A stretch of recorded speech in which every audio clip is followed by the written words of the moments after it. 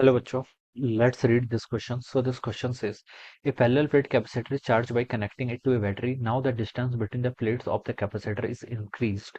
Then which of the following remains constant? कौन से term में क्या रहेगी आपकी कांस्टेंट रहेगी ये हमें बताना है. ओके, तो चलिए इस क्वेश्चन को स्टार्ट करते हैं. So we can write the key concept of this question.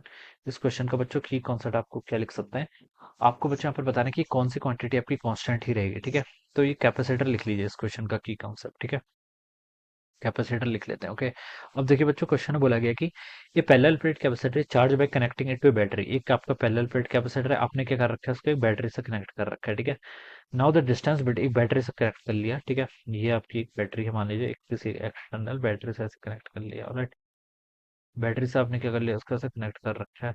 ठीक है, ये बैटरी का ईएमएफ मान लीजिए वी के इक्वल है. ठीक है, और कैपेसिटेंस का सी के इक्वल है. तो इसमें चार्ज स्टोर देखिए कितना होगा. Charge store Q equal to C into V के इक्वल हो जाएगा. ऑलराइट, अब बोल रखा है कि now the distance between the plates of the capacitor increase. अगर हम डिस्टेंस को इंक्रीज कर देते हैं then which of the following remains constant. कौन सा टर्म आपकी कांस्टेंट ही रहेगी. ठीक है, अब बच्चों देखिए कैपेसिटेंस कैसे डिफाइन किया जाता है. कैपेसिटेंस होता है C equal to epsilon A by D equal parallel plate capacitor के केस में. ठीक है, अब हमसे बोल रखा है distance distance between the plates of the capacitor increase. अगर मैं डिस्टेंस को इंक्रीज कर दूंगा डी आपकी इंक्रीज हो जाएगी. डी इंक्रीज हो जाएगी तो बच्चों कैपेसिटेंस क्या होना चाहिए, डिक्रीज होना चाहिए. ठीक है, तो कैपेसिटेंस कांस्टेंट रहेगा, बिल्कुल नहीं रहेगा. कैपेसिटेंस आपका क्या करेगा, डिक्रीज कर जाएगा. तो ए वाला ऑप्शन तो आपका इनकरेक्ट हो गया. बी पर देखिए क्या लिखा है, charge on each plate of the capacitor. देखिए चार्ज किसके इक्वल होता है, चार्ज होता है आपका सी इंटू वी के इक्वल. ठीक है, बैटरी तो देखिए ऑलवेज कनेक्टेड है तो पोटेंशियल डिफरेंस तो कांस्टेंट रहेगा. कैपेसिटेंस क्या कर रहा है, कैपेसिटेंस आपका डिक्रीज कर रहा है, तो इसका मतलब बच्चों चार्ज भी क्या करना चाहिए, आपका डिक्रीज करना चाहिए. ठीक है, तो यहाँ पर से charge on the each plate of the capacitor constant रहेगा, ये भी रॉन्ग है, चार्ज आपका डिक्रीज करेगा. सी पे लिखा potential difference between the plates of the capacitor. देखिए बैटरी को हमने कनेक्ट किया हुआ है, क्वेश्चन में कहीं नहीं मेंशन किया है कि बैटरी को हमने डिस्कनेक्ट करा है. ठीक है, तो इसका मतलब बैटरी आपकी कनेक्टेड है. बैटरी कनेक्टेड है तो पोटेंशियल डिफरेंस तो ऑलवेज कांस्टेंट ही रहना चाहिए. तो ये वाला ऑप्शन क्या हो जाएगा, करेक्ट हो जाएगा.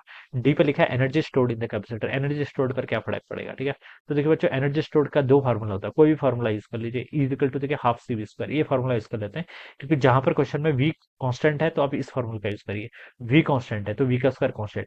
सी बच्चों आपका क्या कर रहा है, सी तो बच्चों आपका डिक्रीज कर रहा है, तो आपका एनर्जी स्टोर भी क्या करना चाहिए, डिक्रीज करना चाहिए. तो ये भी आपका कांस्टेंट नहीं रहेगा. बच्चों करेक्ट ऑप्शन क्या आएगा आपका, सी आएगा. ऑप्शन सी यानी कि पोटेंशियल डिफरेंस क्या रहेगा आपका, कांस्टेंट रहेगा. So option C would be the right answer of this question. So I hope you all understood this concept. All the best and thank you so much.